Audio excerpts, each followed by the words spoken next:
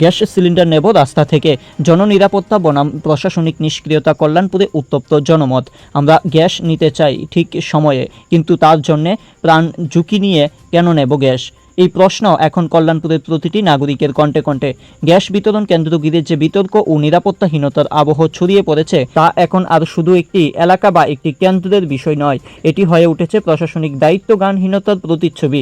একদিকে ভোক্তারা নিয়মিত গ্যাস সরবরাহ চান, অন্যদিকে প্রশ্ন উঠছে, এই গ্যাস কি ব্যস্ত রাস্তায় দাঁড়িয়ে মাথার উপর বিদ্যুতের তার দেখে নেওয়া হবে?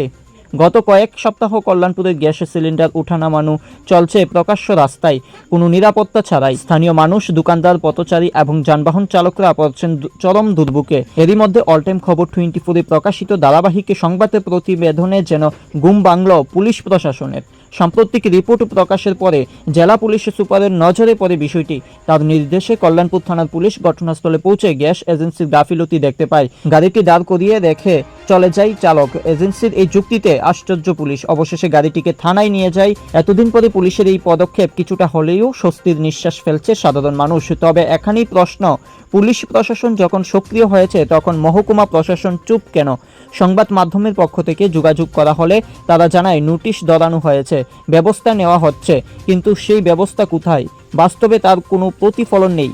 অবৈধ কার্যকলাপ দিনের পর দিন চলেই যাচ্ছে। স্থানীয়দের অভিযোগ, গ্যাস এজেন্সির দীর্ঘদিনের বেআইনি কার্যকলাপে প্রশাসনের একাংশ জড়িয়ে পড়েছে পরোক্ষভাবে। এই এজেন্সির বিরুদ্ধে কোনো কঠোর ব্যবস্থা গ্রহণ না করে কেবলমাত্র নোটিশ দিয়ে দায় সারা হচ্ছে।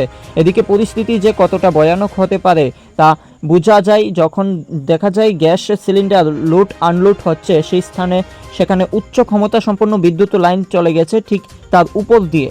সামান্য একটি স্পার্ক আর তার ফলে হতে পারে বিভীষিকাময় দুর্ঘটনা। তখন দায় কে নেবে? এই প্রশ্ন এখন কল্যাণপুরবাসীর মন মগজ কাঁপিয়ে তুলছে। অনেকেই বলছে একটি প্রাণ গেলে হয়তো প্রশাসন জাগবে, কিন্তু তখন কি লাভ হবে?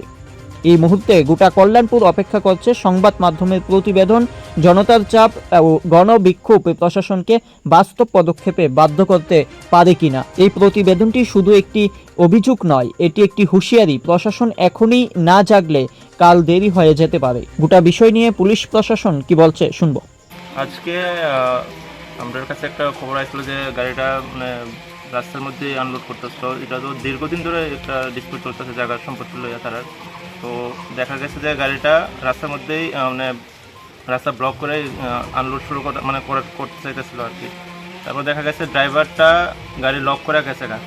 মালিকরে বারবার পাওয়া হয়েছে যে ড্রাইভারটা ড্রাইভারটা গাড়ি মোবাইল সুইচ অফ করে গেছে গা, কই জানি পাওয়া গেছিলো না।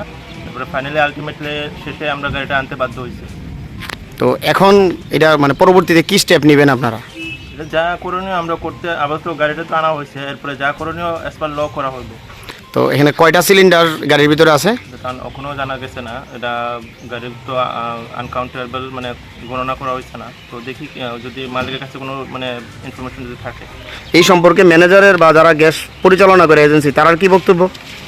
বক্তব্য আপাতত এখন কিছু, তারা তো পুলিশের মানে পুলিশ থেকে মানে কোঅপারেট করতেছে না। পুলিশের মানে তাদেরকে বলা হয়েছিল যে গাড়িটা যাতে না রাখে, কিন্তু তারা শুনেনি কথা, আমরা কথা কোনো শুনেনি, তাই আমরা গাড়িটা আনতে বাধ্য হয়েছি। ঠিক আছে, থ্যাংক ইউ।